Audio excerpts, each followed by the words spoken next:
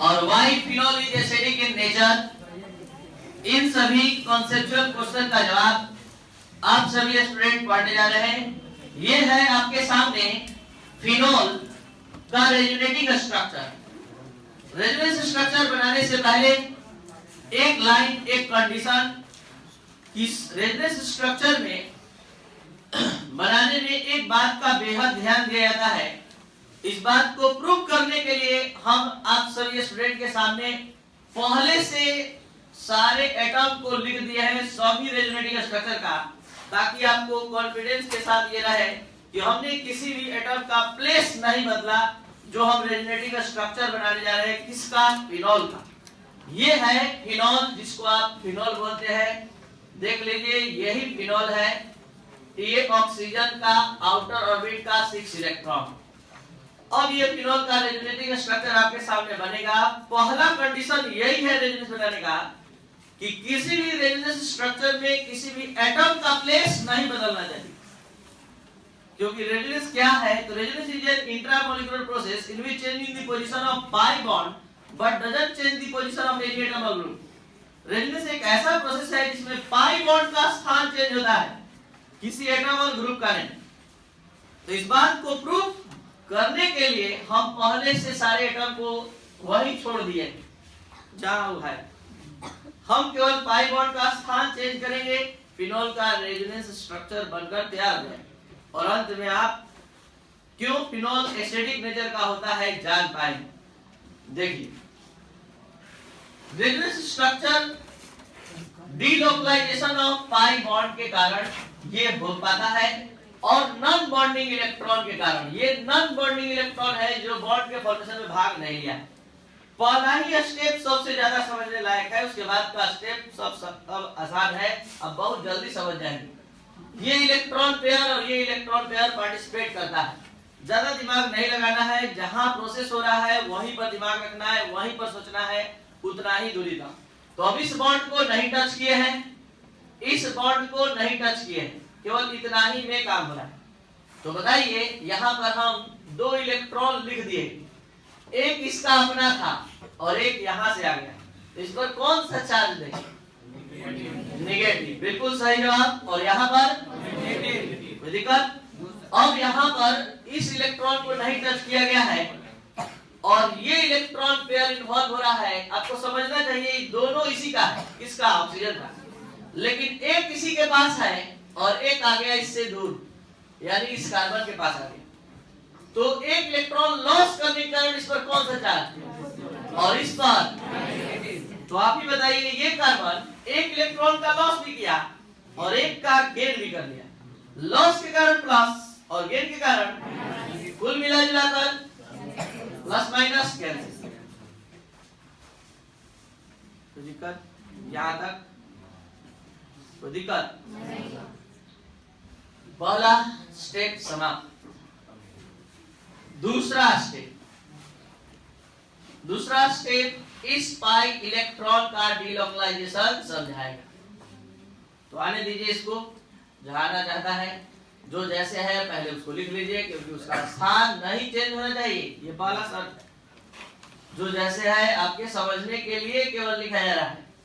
ये यहाँ था, यहाँ है, अभी आपके सामने उठकर जाएगा। बोलिए क्या लिखे इस पर? इस पर क्या लिखे? माइनस। और इस पर क्या लिखे?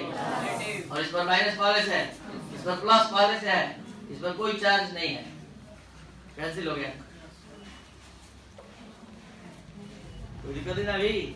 स्टार्ट। इस इलेक्ट्रॉन के बारे में बताइए। इलेक्ट्रॉन तो आया था यहाँ से, तो इसके कारण माइनस चार्ज आया था। अगर उस इलेक्ट्रॉन को हटा ले तो माइनस हट जाएगा, हटा लिए, और उसी इलेक्ट्रॉन को इसको दे दिए तो माइनस आ गया, प्लस माइनस कैंसिल। तो यहाँ दोनों के पास एक एक इलेक्ट्रॉन है, शेयरिंग करके बॉन्ड। तो देखिए, ये पाई बॉन्ड शिफ्ट हो गया यहाँ। अब अगला पाई बॉन्ड शिफ्ट होने जा रहा है आपके सामने। ये अगला पाई बॉन्ड शिफ्ट होगा एकदम वैसे ही जैसे अभी शिफ्ट किए। कोई ज्यादा दिमाग नहीं लगाना है, ज्यादा दिमाग लगेगा फिर टेंशन होगा, नहीं समझ में। कुछ ज्यादा जरूरत ही नहीं है, जहां प्रोसेस हो रहा है उतना ही ध्यान देना है। बाकी सब लिखवाइए।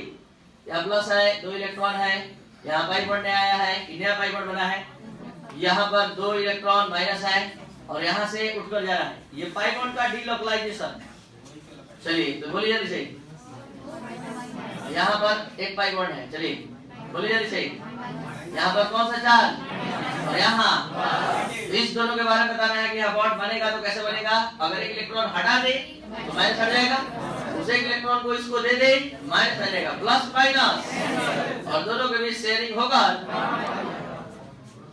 लास्ट स्टेप पर हम लोग पहुंच चुके हैं। ये लास्ट स्टेप समझा देगा कि आखिर रेजोनेंस क्या है। ये पूरा कंप्लीट हो जाए दीजिए, तब डिफिनेशन सुनिएगा तो तुरंत सुनते ही समझ में आ जाएगा कि रेजोनेंस क्या है और कैसे रेजोनेंस स्ट्रक्चर बनाया जाता है और क्यों ये फिनोल एसिडिक नेचर का है। ये भी पहले ये कंप्लीट करवाया जाए। इस पाई बॉन्ड में 2 इलेक्ट्रॉन है, ये इसका है और ऊपर क्रॉस वाला ऑक्सीजन का अपना। इस पर पहले से प्लस चार्ज है और ये दोनों उठकर इस पर चला गया। तो पहले जो चीज जैसे है लिख दिए। अब यहाँ पर क्या है, माइनस है, अब यहाँ से उठ के जा रहा है, इस पर क्या लिखे, प्लस, और इस पर 2 उठकर आ गया, ठीक है। प्लस पहले से था और एक जाने से माइनस, प्लस माइनस। अब इस दोनों के बारे में आप ही लोग बता दीजिए, ये बॉन्ड कैसे बनाएगा। एक इलेक्ट्रॉन लॉस तो माइनस हट गया, उसे एक इलेक्ट्रॉन को इसको देंगे माइनस, प्लस माइनस, और दोनों के बीच शेयरिंग होगा। बढ़िया से देख लीजिए, ये पाई बॉन्ड यहाँ आ गया, ये पाई बॉन्ड यहाँ आ गया, ये पाई बॉन्ड यहाँ, और ऐसा होने से एक सिंगल मॉलिक्यूल का इतना सारा स्ट्रक्चर बन गया। पाई बॉन्ड का स्थान, प्लेस चेंज हुआ। तो हमने क्या रेजोनेंस का डेफिनेशन दिया। Resonance is an intramolecular process in which change in the position of pi bond, change in the position of pi bond, her pi bond का प्लेस चेंज हो गया, but doesn't change the position of any atomic group, किसी atomic group का position change नहीं होगा। यही है resonance. Resonance लिखने का सबसे बड़ा शर्त, there is no changing in the position of any atomic group in all resonating structure। सभी रेजोनेटिंग स्ट्रक्चर में किसी भी एटम का प्लेस नहीं बदलना चाहिए, नहीं बदला है। बदला क्या है, पाई बॉन्ड, और पाई बॉन्ड बदलने से बहुत सारे स्ट्रक्चर्स बनते हैं, इसको रेजोनेटिंग स्ट्रक्चर कहते हैं। तो पहला question, right the resonance structure of phenol complete. Why phenol acidic nature? तो देखिए, जैसे ही ये बेंजीन न्यूक्लियस इस OH ग्रुप से अटैच होता है, क्या कर रहा है बेंजीन न्यूक्लियस? आपके सामने दिखाई दे रहा है क्या कर रहा है। ये बेंजीन न्यूक्लियस इलेक्ट्रॉन खींच रहा है ऑक्सीजन से, जो जैसे ही खींचेगा और इसका यूज करेगा इस डीलोकलाइजेशन में, तो इस पर इलेक्ट्रॉन डेंसिटी हो जाएगी कम, और इलेक्ट्रॉन डेंसिटी जब कम होगी तो ये भी अपना इलेक्ट्रॉन डेंसिटी के भरपाई के लिए H से इलेक्ट्रॉन खींचेगा, और H से इलेक्ट्रॉन खींचते ही ये फेनोक्साइड आयन में कन्वर्ट होगा और ये H+ रिलीज होते ही अपने आप को प्रूव कर देगा yes it is, yes I am in acidic nature. हम एसिडिक नेचर के, यही कारण है कि फिनोल को कार्बोलिक एसिड कहा जाता है। फिनोल OH, इसको कार्बोलिक एसिड भी नाम दिया जाता है। फिनोल कार्बोलिक एसिड के भी नाम दिया जाता है क्योंकि एसिडिक नेचर का होता है। जैसे ही हम इसको वाटर में डिसॉल्व करते हैं आराम से घुल जाता है। कारण है कि ये देखिए, ये अपना रेजोनेंस स्टेबलाइजेशन के लिए, रेजोनेंस स्टेबलाइजेशन के लिए ये नॉन बॉन्डिंग इलेक्ट्रॉन का यूज करता है। नॉन बॉन्डिंग इलेक्ट्रॉन का यूज करने से ऑक्सीजन पर इलेक्ट्रॉन डेंसिटी कम हो जाता है। इस इलेक्ट्रॉन डेंसिटी के भरपाई के लिए कम, मतलब जो कमी हुआ है उसको वृद्धि करने के लिए थोड़ा सा ये इलेक्ट्रॉन यहाँ से खींचता है इस बॉन्ड से, और जैसे ही खींचता है बॉन्ड टूट जाता है। टूट जाता है तो H+ रिलीज करता है, और आप 9th 10th से पढ़ते आ रहे हैं कि H+ डोनेट करने वाला क्या होता है। तो ये कॉन्सेप्ट है why phenol is acidic nature. सोचिए इसका कंपैरिजन अगर हम एलिफैटिक अल्कोहल से करें तो देख लीजिए, यही एलिफैटिक अल्कोहल है, फेमस इथाइल अल्कोहल।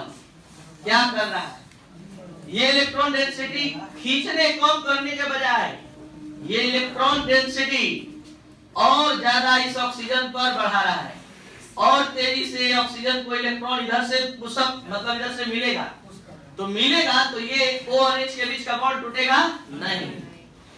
तो ये एसिडिक नहीं, बेसिक नेचर का हो। तो यहाँ पर इलेक्ट्रॉन डेंसिटी जितना बड़ा अल्काइल ग्रुप अटैच होगा वो इससे उतना ज्यादा इलेक्ट्रॉन डेंसिटी